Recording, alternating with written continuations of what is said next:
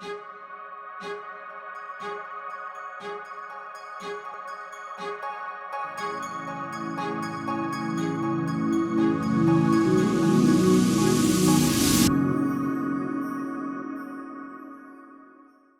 hello and welcome to Kitty Talks. We interview inspirational people who are changing the world with their work to inspire you to create your own life. And today I know we're going to have an amazing conversation. I have a gentleman called David Wood with me who coaches high-performing leaders to play for real. And we're going to get him to explain that to us today. But David, welcome to Kitty Talks. Thank you, Kitty. I'm feeling happy in this moment to be here. Well, I am feeling very happy to have you because I know that you are going to deliver some real wisdom to our listeners. But would you please, for the people listening who maybe haven't come across you before, I would love you to explain who you are and what you're currently doing in the world. What I do right now is I do work with leaders, executives, entrepreneurs who are already doing well. So they're not usually trying to fix a bunch of broken things in their life. Their life's going well.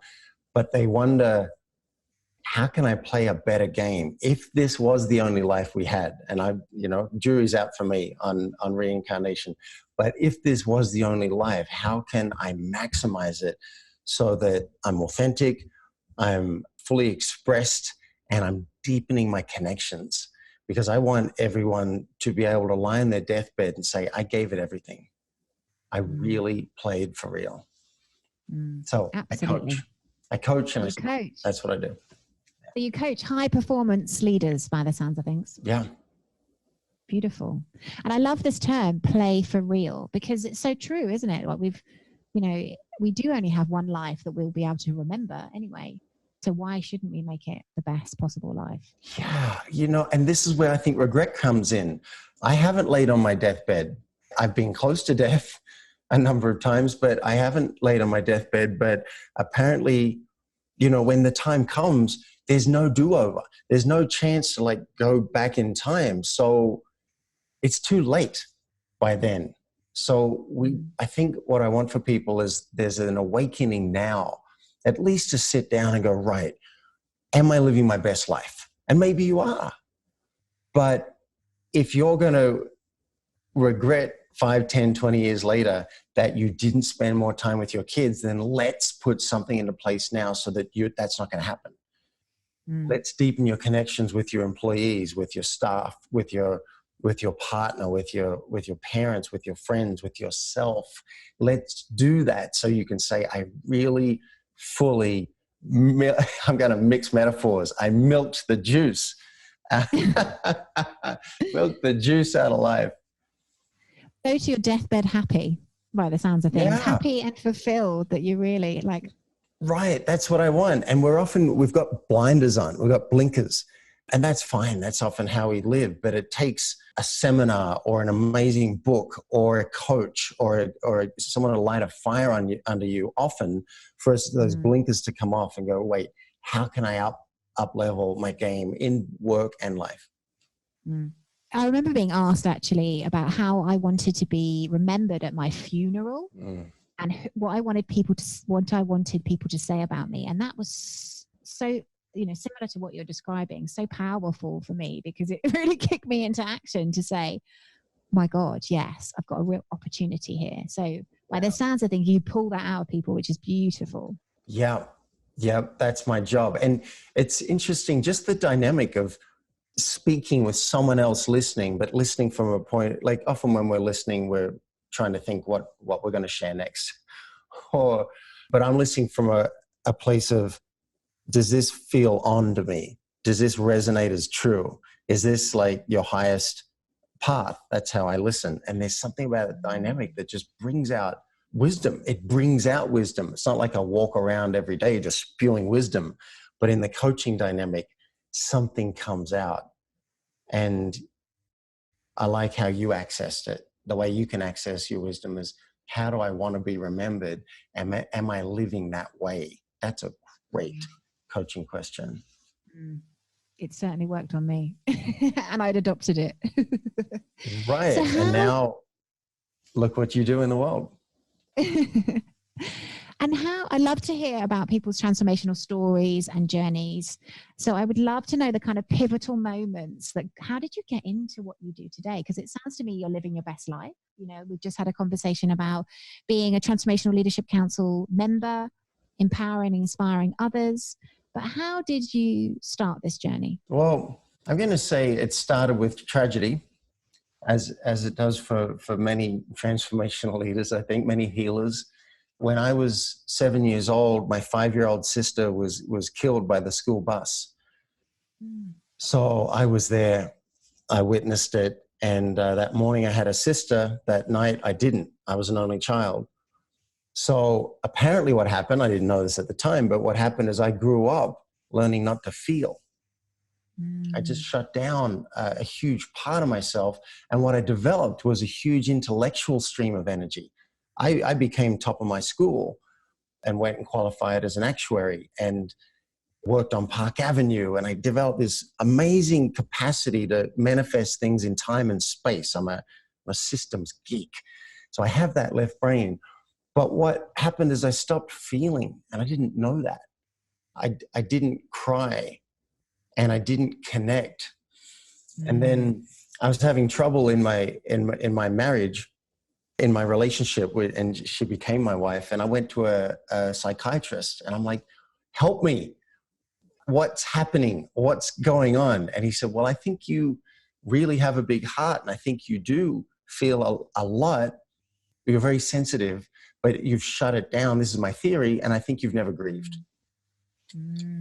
So that was the best day of my life, I think, because he gave me a possibility that there was something that I could alter, and I could have deeper connection. I could maybe go back with this woman who I'd broken up with 8 times. I knew I couldn't go back without a doctor's note.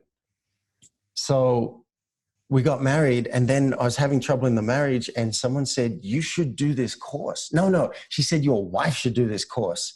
She sounds like she really needs changing. And I was like, that sounds great. I want to change her. But the more she spoke about the course, the more I thought, she talked about finding who you are. And I thought, I could use that. I had had a taste of personal growth when I was 17. And it was like just like a blip on my radar, and my heart opened for 2 weeks. And I'm like, wait, what was that? So I jumped at the chance, and I did this course called the Landmark Forum with Landmark Education. And I swore I'm not going to be one of those self-help junkies. So, you know, they had name tags, and they were smiling too much, and they freaked me out. And I'm like, and they hug you. They hug you. And I honestly believed they were just in it for the money. I was very cynical. Really? Wow. I didn't know anything else. So I thought I'll do one course and then I get out. Well, they sucked me in. They said, when you go back to work on Monday, people might actually ask you if you've had a haircut. Because something will be different about you, and they won't be able to put their finger on it. And it happened. This guy actually said, did you get a haircut? And I was like, wow. And something had shifted. So I went back and did another course, because I found out that if I do that second course, I did the second course because people who'd done the second course, I met them and they were bouncing off the walls. Their energy, they were different people. I'm like, what happened to you? You've drunk the Kool-Aid, but let me have a sip and let me see what's happening. So I went back and did that course. And then I found out I was actually coaching people during the course. I couldn't stop myself. When people were stuck, I was like, well, what's that about? And what are you going to do about it? And I just wanted to help them move forward. And there was one woman, and I think this might have changed my life. She told me that her husband had an affair 10 years ago, and she'd been holding it over him for 10 years and using it as a way to control him. And then she shared with me that she'd also had an affair 10 years ago, but she didn't tell him that piece. So I've got goosebumps right now. I helped her find the courage to go and reveal to him what had happened and to let go of that control and that domination. And she did. And she came back to the course and she shared how her and her husband went to a ex-president's dinner. They were sitting with ex-presidents and they felt like they were floating 6 feet above the ground with the new intimacy and the new level of love and freedom that they had. I was hooked. I'm like, I want to do this coaching thing for people. I want to help other people. So it seems to be that as I've spent the last 20 years opening my heart, reopening my heart and getting back in that connection, so I can not just be left-brained intellectual, but I can also have the right brain limbic system connected and deep feeling. As I do that, I want to help others also have deeper connection, because I think that's the ultimate game that we're playing. I think ultimately we're all looking for deeper connection with others and deeper connection with ourselves. Beautiful, really beautiful. And I can so relate to your journey. So relate to your journey. Yeah. I was brought up in an environment where I didn't feel, emotions. My heart was totally shut down. And you and I have similar journeys because I'm a self-expression and leadership grad. And I did about 3 or 4 years. It was 3 years worth of Landmark. And it's some of the most powerful transformational work I've done. So when you see human beings reconnect to their lives and reconnect to themselves, like, it's just so rewarding. And I think that inner sense of fulfillment we get from the work is incredible. Yeah.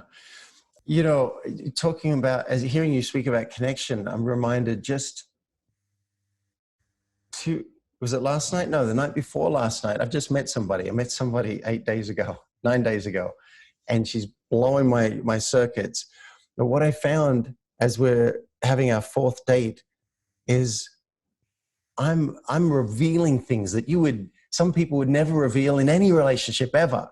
But as it comes into my head, I'm warning her and then I'm sharing it, and we're going deeper and deeper. And I found myself at one point blubbering, which isn't exactly the look you kind of want as a guy on your 4th date generally.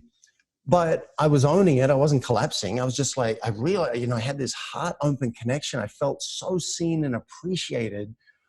It's off the charts. It's even hard to describe. Now, I'm not saying everybody should have that in every interaction in their life, but let's take a massive step in that direction. But I love that. So, that's fantastic that you are in that process, because it's a beautiful place to be when you meet a human being that you can totally be authentic and honest with. I met my husband after doing the self-expression and leadership program, and I accredit it actually. Oh, you did the SELP? Yeah, I did SELP, and I met my husband literally, I would say, a couple of weeks after I'd finished that program, and we lived together after about, I think we went on holiday, and on our 3rd date we did a 10-day holiday, and it was our 3rd date, and then we've been together ever since. All right, I'm learning about you. I'm liking you more hearing that. And I love that you did SELP. I did the self-expression and leadership program only because I found out they would train me as a coach after I did it, and so I could coach others officially. And I'm like, I'll take any training you're willing to give. So I did it, not for my own self-expression. I did it so I could be a coach. And as a bonus, I didn't know what self-expression was, to be honest. I didn't know what it meant. It just was self-expression. What is that? But out of doing that program, one of the things I'd always wanted to do was play guitar in front of people, but I was too shy. And I think you'll love this. I went to the Bahamas with some friends during the program, and I had to skip a night, which was a big deal. You're not supposed to skip any nights, but I skipped it to go on this trip. Took my guitar, and they said, you'll never be able to take it on the plane. You can't take any carry-on. I said, let's see what happens. I had 1 beer, and when I went on the plane, I think I managed to charm the flight attendants. I'm like, it's a guitar. And they're like, all right, we'll squeeze it down the back. So I go on the plane, and there's an old lady getting out of a wheelchair in first class and sitting at the front. And she said, oh, would you play a song for us later? I said, sure. I'd had a beer. Yeah, sure. It's never going to happen. And then I'm sitting with my friend on the plane, and we're talking about self-expression. She said, what about playing a guitar? I said, like now? She said, yeah, here on the plane. On the plane, wow. I said, no one wants to hear that. Everyone's talking. It's going to be weird. And she said, you're afraid. Shut up and go and get it. I went back, I got my guitar, I'm playing American Pie. Oh, now I've got goosebumps. And a couple people came to stand around and were like singing on the plane on the way to the Bahamas. Awesome. So now I'm actually singing in front of people. And then the flight attendant comes down and says, "Excuse me, sir." And I'm like, "Oh, she's going to shut this down." And she said, "There's a lady up front that said that you promised her a song." So now I have to stand up with the guitar and walk up the plane with everyone watching me going, "What's this guy doing? Where's he going?" I knelt down in front of the lady and everyone can like lean out and look up the row and see me playing. And I played, I think, Johnny Be Good from Chuck Berry to this lady as quietly as I could. And then the flight attendant said, "That's so great. Would you sing that over the PA?" No way. I swear this is true. She held the PA up in front of my guitar and I sang Johnny Be Good for the entire plane. Oh my God, that's amazing. So I'm a fan of the self-expression and leadership program. And again, I'm not saying everybody should play a guitar on the plane on the way to the Bahamas, although it's recommended. I'm saying, what's your level of self-expression? What for you would have you go, "Wow, that was a massive edge for me, but I'm doing that. I'm being that in the world. I'm being that in my relationships. I want that." And I didn't know it was missing until I had it. And this is so true, isn't it? Because I think most human beings, through no fault of our own, we may hasten to add, we are just get closed down to life. So we would be too scared or we would be too fearful to ever kind of potentially make an idiot of ourselves. But actually, what you just described, I bet you felt so alive in that moment. And like, I can feel it when you tell the story. I can feel that aliveness, Yeah. And that's living. Yes, and it ripples through to the future because now, every time you push back a boundary, you push back a horizon, your world gets bigger. Now, remember, I coach high performers. So a lot of these people are confident in many ways. They're already successful. So it's about, for them, it's about like, what's the edge for them? Maybe it's not playing the guitar. Maybe for them, it's about doing that speech on stage or reaching out to a celebrity for an endorsement or sharing something with their partner that they're embarrassed about or they might get in trouble for. Or I've got a client who wanted to know how to talk to his 16-year-old son. He's like, "My 16-year-old son, I end up yelling at him and we don't have this connection." So we brainstorm and role play how to connect. And that's an edge for him to risk going back and trying to enroll his son in being interested in his future. So the question is, what's an edge for you? And may you find that edge and may you walk it. I don't want you to go beyond your edge and do something that's too scary. I talk about truth, daring, and caring. So I want you to practice daring as you find your own truth and speak your truth. But you don't want to go overboard as well and do too much because that's no fun. And you need to care for yourself at the same time. So it sounds to me that your work is incredible and you are helping people really stretch what they believe is possible for their lives by the sounds of things, like get to the edge of that possibility and really live it. Yeah. I think that's true. I was just kind of flitting through some of my clients, and I mean, that's where the coaching is, at the edges. And if it wasn't an edge, they wouldn't be coming to coaching, right? Like the things that they're already comfortable with, they're already doing. Almost by definition, you come to a coach to help find those areas where you might be playing smaller than you need to, but you didn't even know it yet. Fantastic. You got me thinking. Oh, yeah? Absolutely. Yeah. Well, that excites me, like that, the take, the way you position it, that lights me up because we all need it. If you're listening to this podcast now, coaches need coaches. We all need it because we need someone to stretch our possibility. We all need it. And feeling alive is just so inspiring and empowering. And, even though we know this stuff, this doesn't hurt to be reminded and to be pushed. Yeah. In a good way. Yeah, that's right. So a couple of questions come to mind that listeners can take on if they want. One question is, if you were to dream bigger, just for today, if you were to dream bigger, what would that dream be? And I've avoided this most of my life. I just say, I'm a big dreamer already. Don't tell me to dream bigger. Look at me. I've flown the Himalayas solo in a paraglider. Why would you tell me to dream bigger? But when I actually applied the question to myself, it changed my view of my whole coaching. I was thinking, I just want 15 clients who can afford my coaching fees and are willing to take action.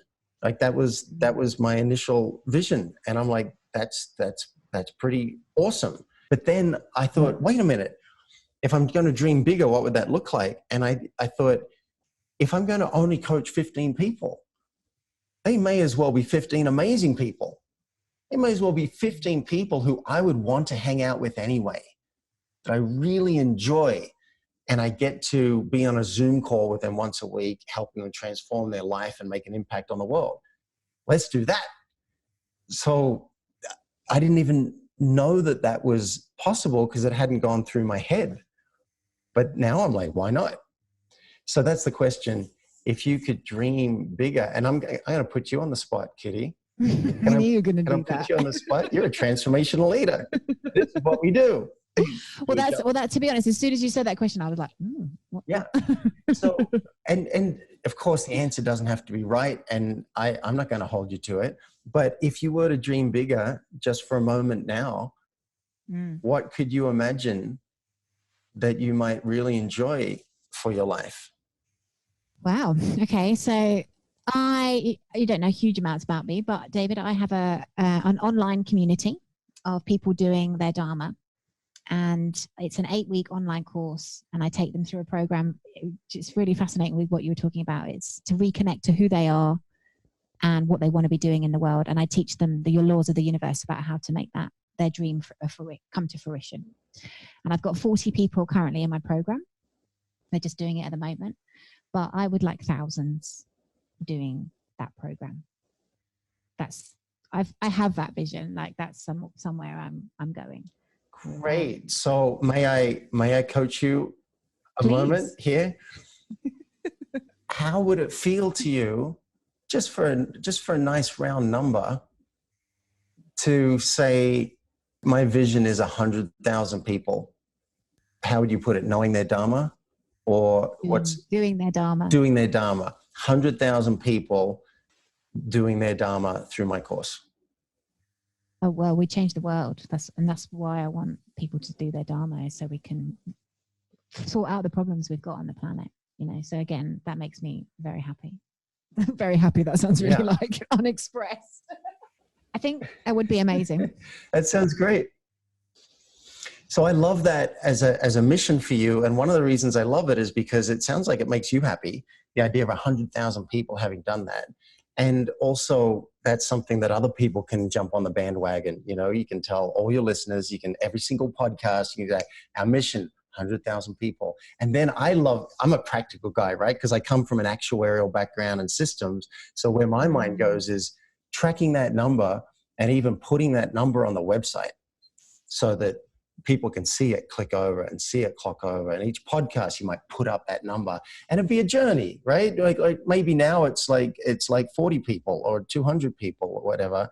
And you see that head towards 1,000. You might set the first one as 20,000 or 50,000, but you see what I'm saying? Yeah, I love it. Yeah, absolutely. Yeah. I love it. Yeah.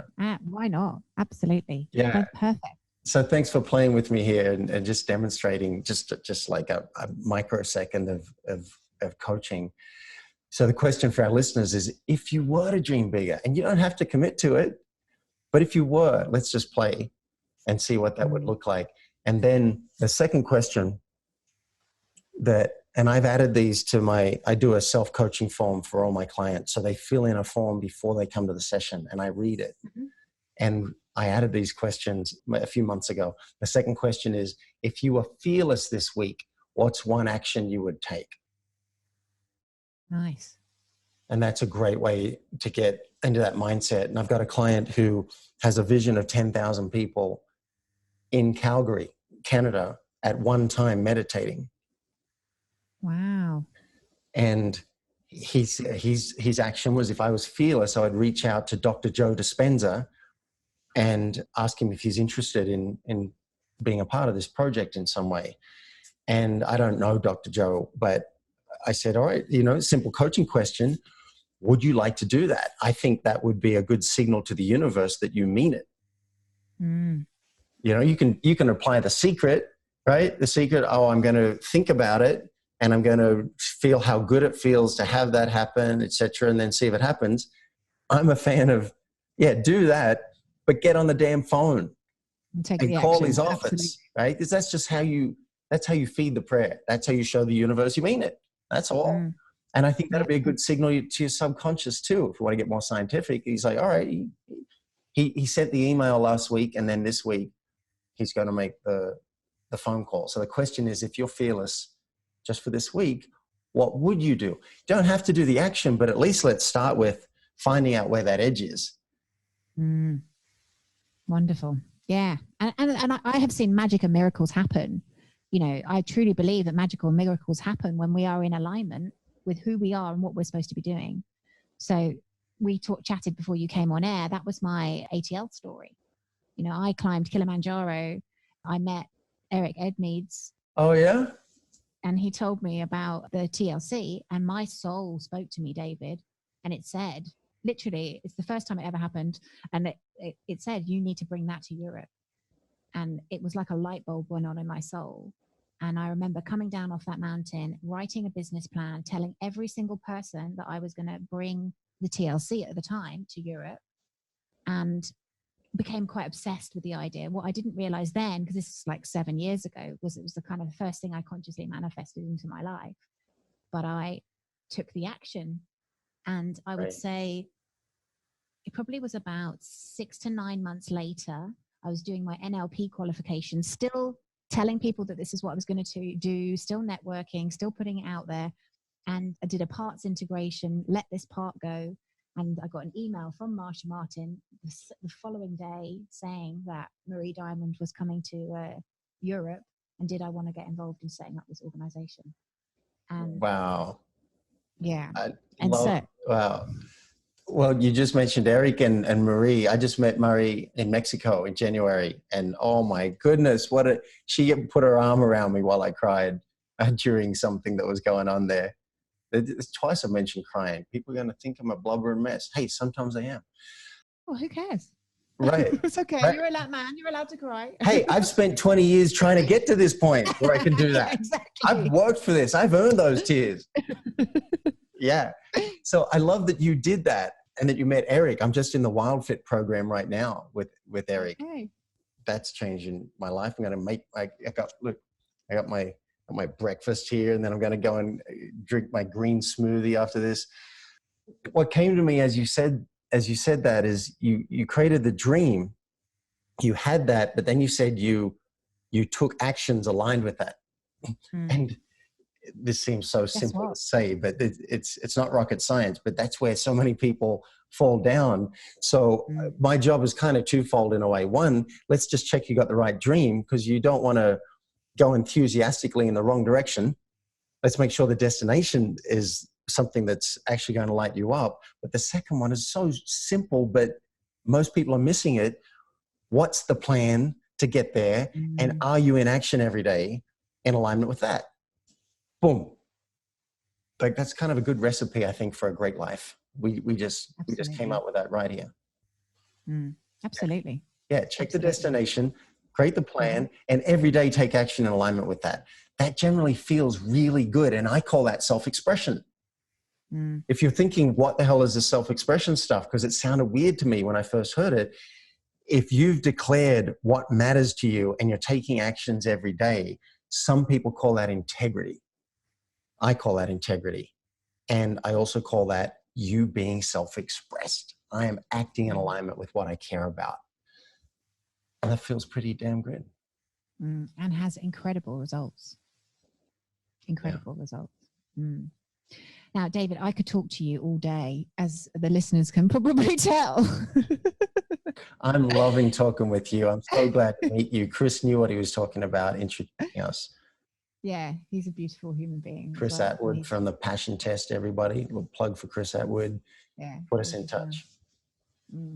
Yes. Yeah, he's wonderful. One of my teachers, and I'm very grateful to him. He's inspired me a lot.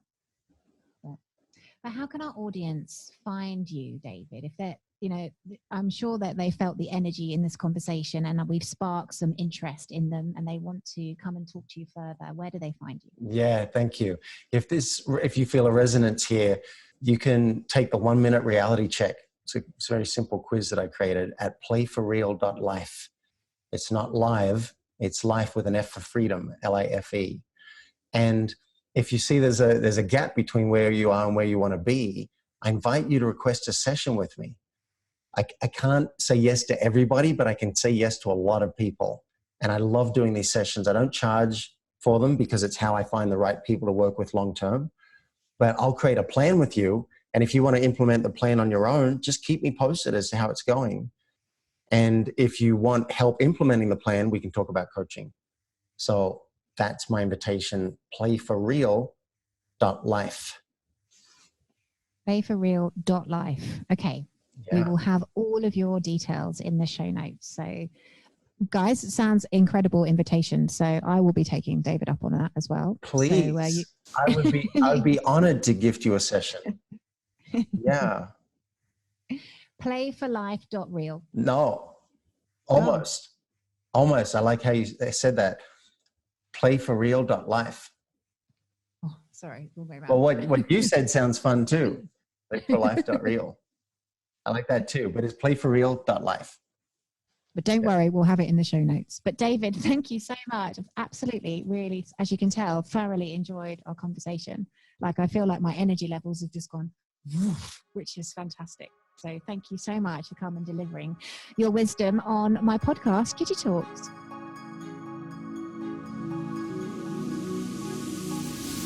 This podcast was sponsored by my Do Your Dharma course. Create a life so good that you pinch yourself. This 8-week online course demystifies Dharma and shows you how to tune in to why you're really here. Go to www.kittytalks.com/do your Dharma.